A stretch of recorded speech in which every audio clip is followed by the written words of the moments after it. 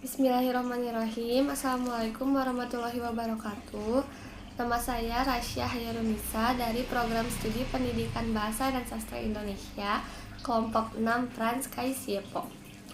Di sini saya akan micro-teaching tentang puisi. Jadi hari ini kita akan memasuki dunia sastra yang penuh dengan keindahan, penuh dengan perasaan dan juga imajinasi, yaitu dunia puisi. Pernahkah kalian membaca atau mendengar puisi yang membuat kalian terharu, tersenyum, atau bahkan berpikir lebih dalam? Nah, dalam pertemuan kali ini, kita akan belajar bagaimana sebuah puisi bisa menyampaikan makna hanya dengan dalam satu kata-kata yang singkat. Kita akan mengenal ciri-ciri puisi, memahami makna, serta mencoba membuat puisi. Puisi merupakan satu bentuk karya sastra yang berisi ungkapan hati, pikiran, perasaan penyair yang dituangkan dengan memanfaatkan segala daya bahasa, segala kreativitas dan juga imajinasi pengarang dengan rangkaian-rangkaian bahasa yang indah serta mengandung irama juga makna. Menurut Kamus Besar Bahasa Indonesia atau KBBI, puisi adalah ragam sastra yang bahasa terikat oleh irama, matra, rima, serta penyusunan larik dan bait. Jadi dapat disimpulkan, puisi adalah ungkapan pikiran dan perasaan penyair yang dituangkan dengan menggunakan bahasa yang indah serta mengandung makna mendalam. Di sini juga ada ciri-ciri puisi.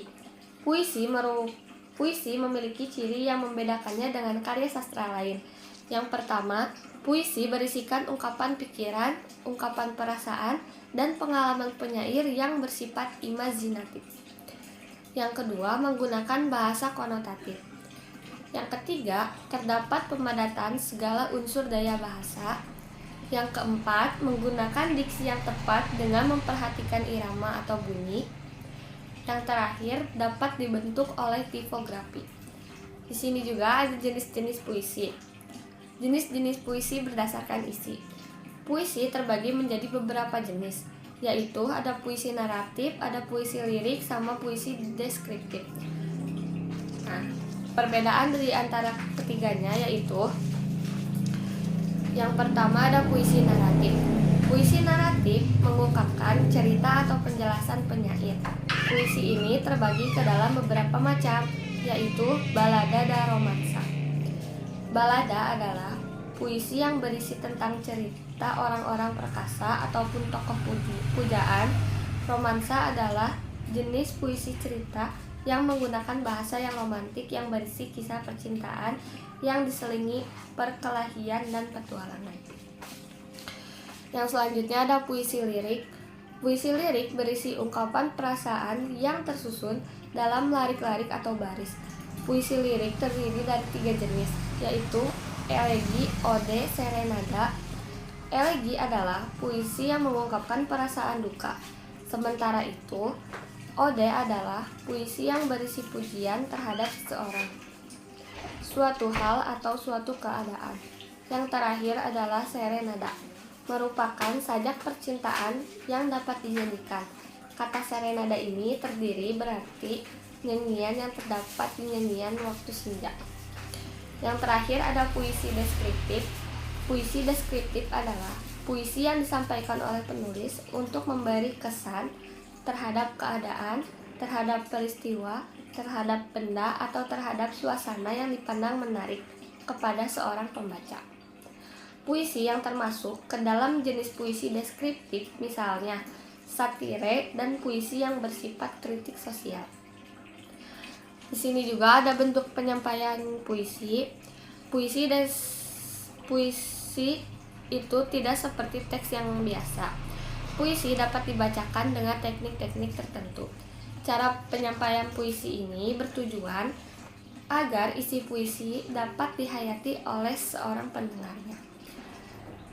Jadi yang pertama, dalam bentuk penyampaian puisi ini adalah membacakan puisi. Jadi, teknik membacakan puisi dilakukan dengan cara menyampaikan dengan bahasa lisan atau ucapan. Saat membaca puisi menggunakan teknik ini, kamu bisa membaca teks puisi ke depan panggung. Bentuk penyampaian puisi yang kedua, ada deklamasi puisi. Deklamasi puisi adalah teknik menyampaikan puisi secara lisan, tetapi penyampaiannya dilakukan dengan penghayatan yang lebih dalam dan luapan kejiwaannya. Kadang pembacanya juga bisa menggunakan gerakan tangan atau kaki saat melakukan deklamasi puisi ini. Kamu harus menghafalkan puisi, alias gak bisa membuat teksnya ke atas panggung. Yang selanjutnya ada pertunjukan puisi. Bentuk penyampaian puisi melalui pertunjukan dibagi menjadi dua jenis, yaitu ada musikalisasi puisi dan dramatisasi puisi. Saat melakukan musikalisasi puisi, kamu harus mengubah teks puisi menjadi sebuah lagu. Pastikan penyampaian puisi dan irama lagu harus selaras, agar lebih nikmat disimak oleh para penonton. Yang selanjutnya ada unsur batin puisi. Unsur batin puisi merupakan unsur yang berkaitan dengan batin dalam pembacaan puisi. Nah, yang pertama yang termasuk dalam unsur batin puisi itu ada tema. Tema adalah unsur utama pada puisi, karena tema berkaitan erat dengan makna yang dihasilkan dari suatu puisi. Yang kedua yang berkaitan dengan unsur batin puisi itu ada rasa atau feeling. Rasa atau feeling pada puisi merupakan sikap penyair terhadap pokok permasalahan yang terdapat dalam puisinya. Yang ketiga yang termasuk dalam unsur puisi itu ada nada. Yang dimaksud nada atau suasana pada puisi adalah sikap penyair terhadap pembacanya. Yang selanjutnya ada amanat. Pada puisi, amanat atau tujuan merupakan pesan yang terkandung di dalam sebuah puisi.